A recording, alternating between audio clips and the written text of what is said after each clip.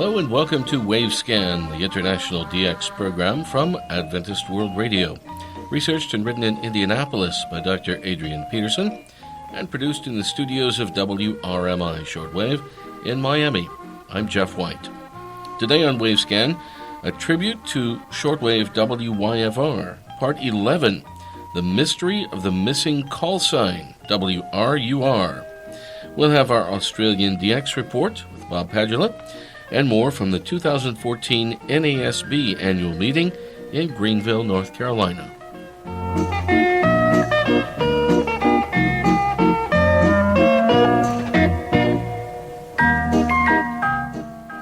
A very interesting find that has come to light as a result of intensive research into the long and illustrious history of shortwave WYFR, WRMI, is the fact that an elusive call sign was in use for a few years, but very little detail is given regarding its usage. This intriguing call sign, WRUR, was associated in some way with the historic shortwave station WRUL at Hatherley Beach, Scituate, as it was known back towards the middle of last century. What are the known facts about the mystery call sign WRUR? Ray Robinson tells us.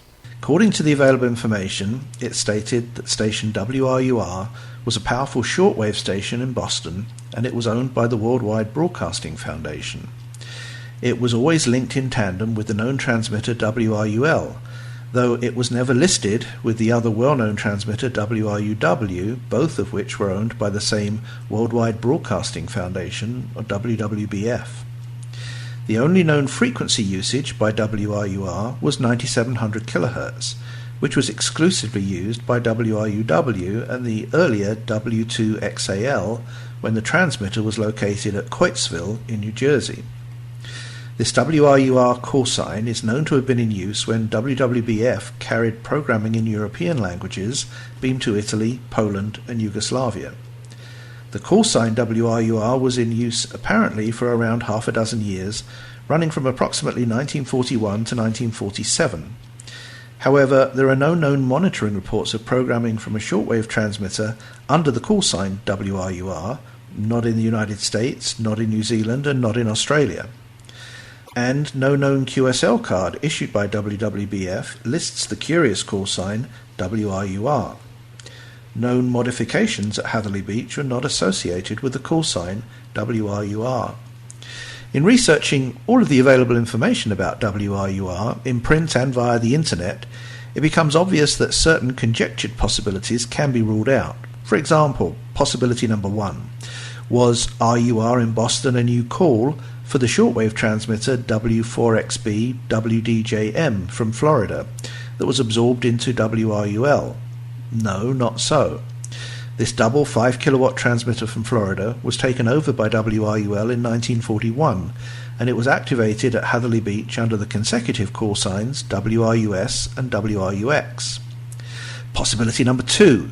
Was WRUR in Boston the combination call sign for the two new 50 kilowatt transmitters WRUA and WRUS when they were on the air as a single unit with a combined output of 100 kilowatts? No, not so. It is true that this combination unit was inaugurated around the same time as the WRUR call sign was in use, 1943, but it's also known that the double unit at 100 kilowatts usually identified on air as WRUA. Possibility number 3.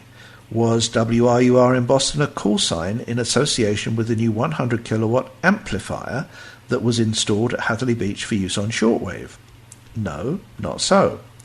This 100 kilowatt amplifier was installed in 1948, after the usage of the WRUR call sign had ended. Possibility number 4. Was WRUR in Boston the shortwave transmitter WPIT-WBOS from Hull that was absorbed into WRUL? No, that's not so either. This double 10 kilowatt transmitter from Hull was taken over by WRUL in 1953, half a dozen years after the Boston call sign WRUR was no longer in use. So, what was the attested usage of call sign WRUR? It's always possible that call sign WRUR, as listed in various sources, is simply a mistaken identification, a typo. However, this doesn't seem to be the case due to the fact that several otherwise reliable sources do list the call sign WRUR as a genuine call sign in use by the Worldwide Broadcasting Foundation, WWBF, in Boston. These sources are not quoting previous sources wherein the call sign WRUR was stated, but rather they're quoting contemporary sources that use the call sign WRUR. Among the reliable sources for the usage of the WRUR call sign are the following. First, in his 1969 master's thesis at Brigham Young University in Provo, Utah, Andre Mostert states that the FCC gave approval on October 28, 1941, for station WRUR to use 9700 kHz, provided no interference was caused to existing services. Second, the IEEE, or Institute of Electrical and Electronics Engineers Global History Network, published a report in 1991 which included a statement from Dr. Ivan Getting that during the early part of World War II there were two powerful shortwave stations in Boston, WRUR and WRUL, and that there were occasions when they took programming from medium wave station WCOP with studios in Copley Plaza. It can be remembered that Getting was an early and prominent experimenter on behalf of the American government in the development of radar.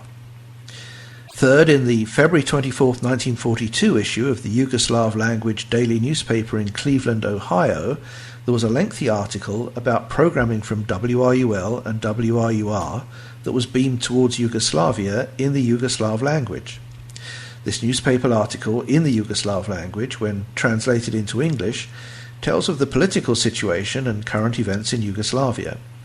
The names of the two speakers in the radio program are given, and their association with Yugoslav shipping in New York, together with the political attitude of Yugoslav seafarers.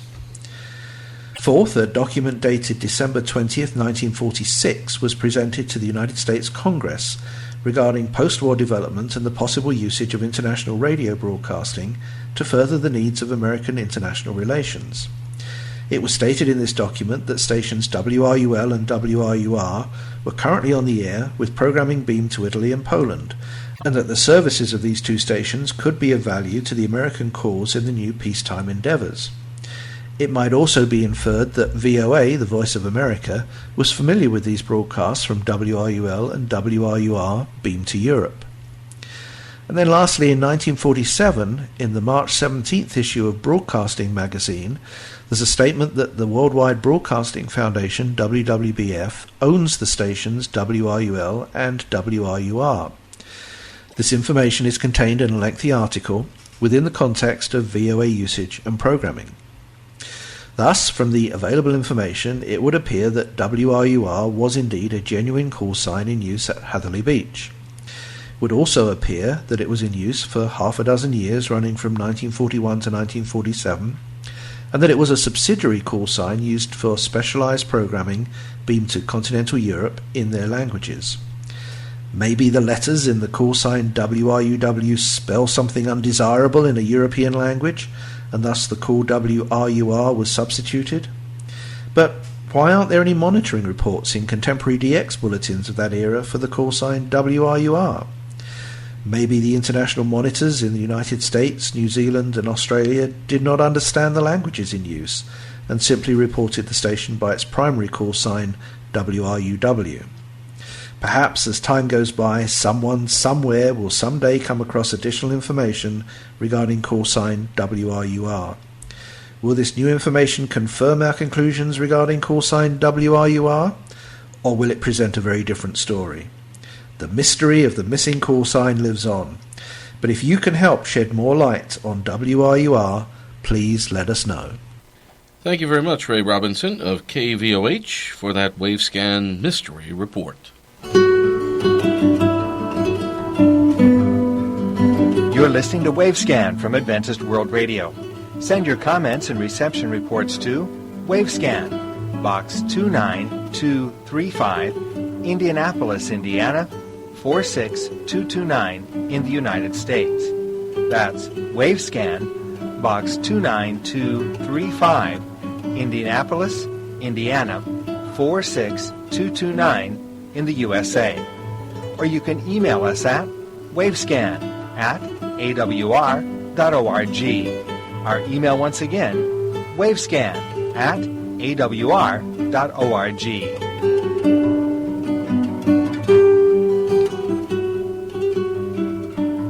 On Wavescan today, you're going to hear part of the actual recording of the 2014 National Association of Shortwave Broadcasters annual meeting, which took place at the Voice of America relay station in Greenville, North Carolina, in May. During the coming weeks and probably months, we'll be presenting some of the lectures from this meeting, beginning today with a talk by Dr. Kim Andrew Elliott, an audience research officer at the Voice of America in Washington, and a longtime friend of the shortwave listening community. I had the pleasure to present Kim at the meeting in Greenville.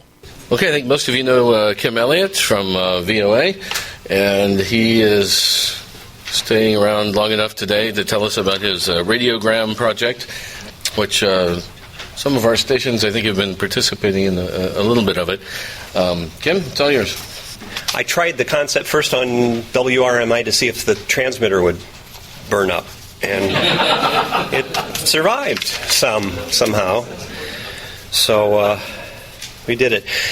Kim Elliott from Voice of America. Actually, I work for the parent bureaucracy called International Broadcasting Bureau doing audience research, but I'm also sometimes a broadcaster. I did a program called Communications World back from about 1995 to 2002, and now I do a weekend program on Voice of America called VOA Radiogram, and you don't hear my voice on that. You hear strange noises, and that's the concept I'm going to explain to you right now. Over the past few years, Voice of America and a lot of other international broadcasters and international media have had a problem with countries blocking the Internet, content trying to get in. For instance, it's very, very difficult to get Voice of America or Radio Free Asia or even BBC content in China. Iran has been blocking Internet content. More and more countries are joining the Internet blocking club. Independently, in my amateur radio hobby, I've been becoming more familiar with the digital modes, text modes that a lot of radio amateurs are using now, which is basically you go to your computer keyboard, you type some text, the text gets turned into funny noises which get transmitted out over shortwave. That noise is received via shortwave and then turned back into text at the receiving end, and that's what a digital mode is. Digital modes can also be used for pictures. So I brought those two bits of information together, and I thought, well, maybe these amateur radio digital modes would work on a shortwave broadcast transmitter as a way of getting the text and the pictures that you would normally get on a web page into a country where they're blocking the Internet. So if the Internet is blocked at the border, you just go right over the border using skywave and shortwave and get the information in.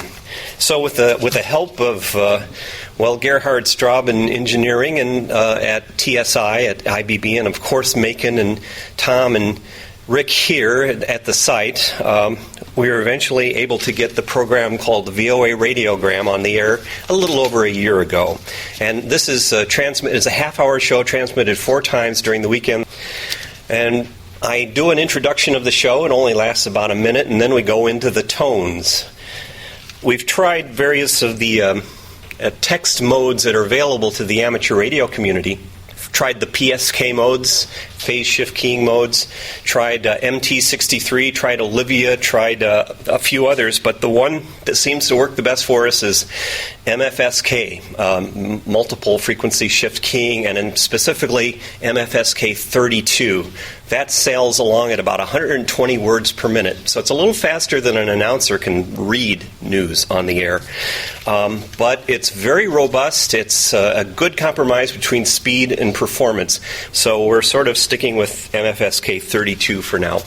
So I'm going to go right into an example of what it sounds like on the air. And I've gotten reception reports from all over, pretty much everywhere in North America and almost all the countries of Europe, plus a few places in Latin America and Asia. I'm going to play what the show sounds like from a recording made by a listener in Mexico about 2 weeks ago, 1930 UTC on 15670, and they're all from Greenville, from this site. So there's the opening music. There's my announcer.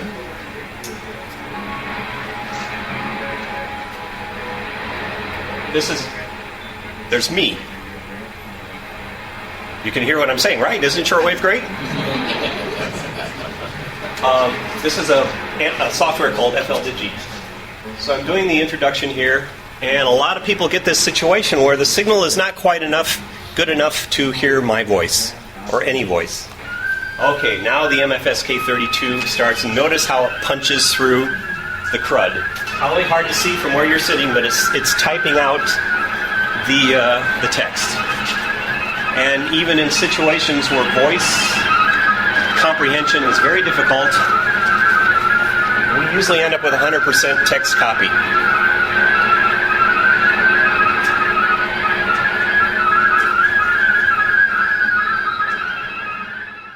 That was Dr. Kim Andrew Elliott, producer of the VOA Radiogram program at the Voice of America. You've just heard a recording of part of the proceedings at the 2014 meeting of the National Association of Shortwave Broadcasters at the VOA Relay Station in Greenville, North Carolina in mid-May. In future editions of Wavescan, we'll present more recordings from the NASB meeting as time allows. Let's go to Australia now. Here's Bob Padula with his monthly DX report. Greetings to shortwave enthusiasts around the world. This is Bob Padula in Melbourne, Victoria, Australia, with another edition of the Australian DX Report. These magazines provide news of shortwave broadcasting stations, monitoring summaries, propagation news, and other information concerning world international broadcasting. As I start to remind you that full detailed QSLs are available for correct reports received for these episodes. The address will be given at the end of the program. And to note that all times, days and dates given in our episodes are in UTC, and we use the 24-hour time system. The episodes are compiled from resources made available by the Electronic DXpress Radio Monitoring Association, which is based here in Melbourne.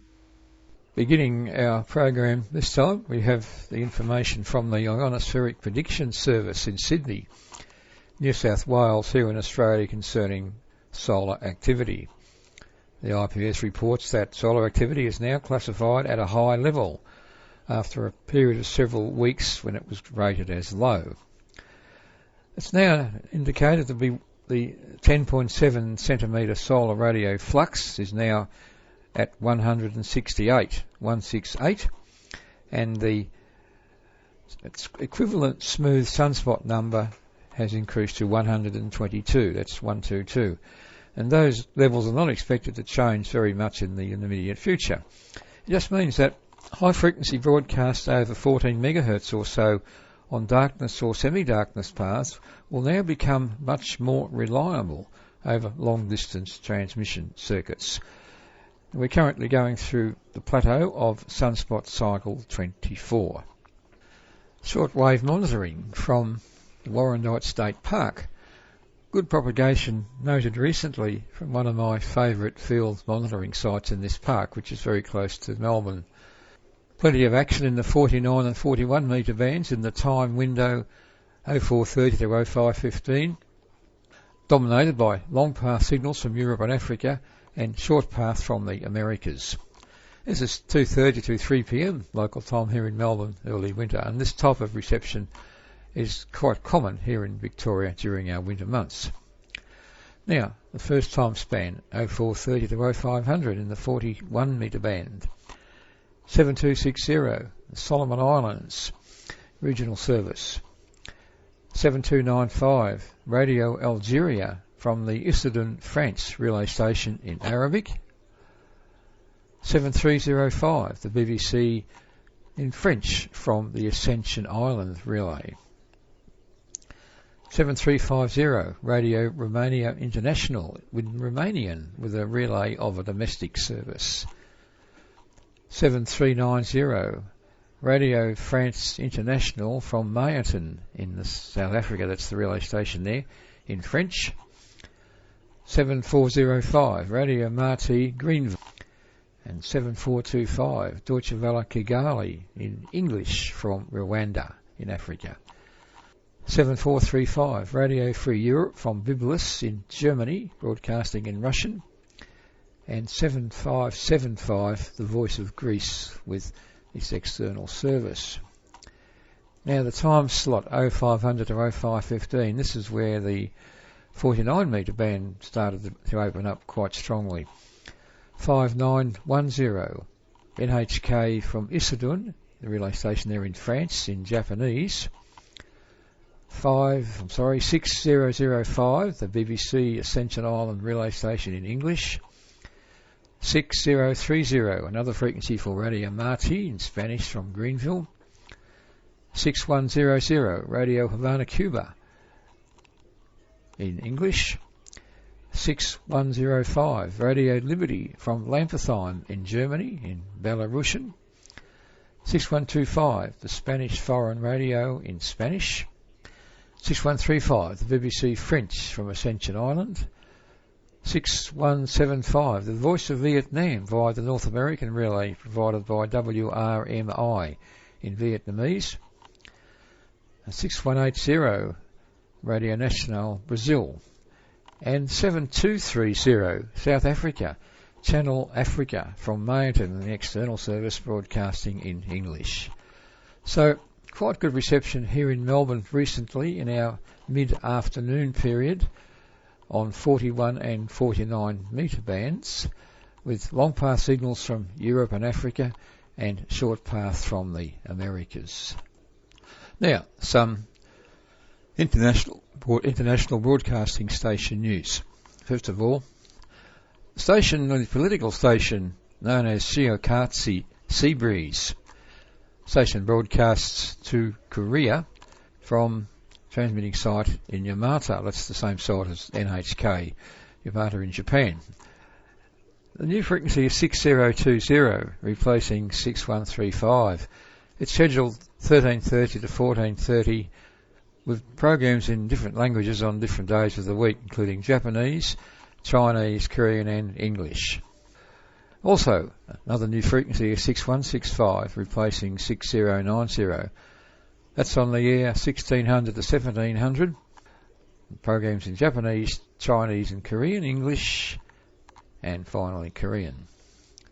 So that's Shiokatsi Seabreeze, the political station broadcasting to Korea from transmitting site at Yamata in Japan. The Radio Free Sarawak is back on short wave, and it's been noted by monitors in Europe between 1100 and 1130 on 15.430, 1130 to 1200 on 15.420, and 1200 to 1230 on 15.410. And those programs are in the E-band language, Mondays to Saturdays, and the station changes its frequency regularly to avoid interference from other broadcasters. And the Voice of Tibet has issued an updated schedule for the current schedule, so international schedule period A14. The schedule's too long to give here, but some of the information may be of interest. 1200 to 1215 on 15.543 from Dushanbe in Chinese, and 1215 to 1230 on 15.537 also from Dushanbe in Chinese. Now 1230 to 1245 on 15.577, all these are from Dushanbe, that's in Tibetan, and 1245 to 1300 on 15.583 in Tibetan. And then from 1300 to 1315 on 15.548 from Dushanbe. Now the schedule continues through until 1500 using various frequencies in that frequency span to avoid interference from other stations. Now, frequency changes for the BBC. They include 0230 to 0330. The new frequency is 7325 from Dubai in the UAE in Farsi, replacing 7250. 0330 to 0430 on 9780, also from Dubaya, again in Farsi, replacing 9425. 1500 to 1600 on 11910, again from Dubaya, in Urdu, replacing 11735, which was previously from the Singapore relay. And 1545 to 1615 on 9900 from Singapore, and that's Kranji, the relay station there, in Tamil, replacing 9500, and 1630 to 1700 again on 9900 from Singapore in Sinhala, again replacing 9500. So those frequency changes for the BBC have been introduced for the A14 transmission season. And that's all we have time for in our episode of the Australian DX Report, which came to you from Melbourne in Victoria, Australia. I'd just like to remind you that we offer full detail QSL cards showing Australian scenes and wildlife for correct reports received for these broadcasts. We also offer an email QSL service for reports sent via the internet or email. Full details about the QSL service are available at the Electronic DXpress homepage, which is simply edxp.org. So until our next program, this is Bob Padula in Melbourne in Victoria, Australia, wishing you all good listening. Thanks for being with us and good DX. See you soon.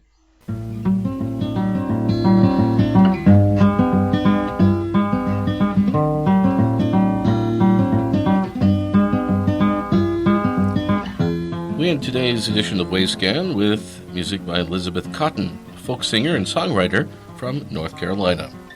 Thanks for listening to Wavescan, the international DX program from Adventist World Radio, researched and written in Indianapolis by Adrian Peterson. Next week, American medium wave stations on high power, and our Indian DX report. We have several QSL cards available for your reception reports, which you can send to AWR, WRMI, WWCR, and KVOH, and to the AWR relay stations that carry Wavescan. Our principal address for your reports and comments is Wavescan, Box 29235, Indianapolis, Indiana, 46229, USA. That's Wavescan, Box 29235, Indianapolis, Indiana, 46229, USA. Our email address is wavescan@awr.org. That's wavescan@awr.org. I'm Jeff White at WRMI in Miami. Till next week, good listening, everyone.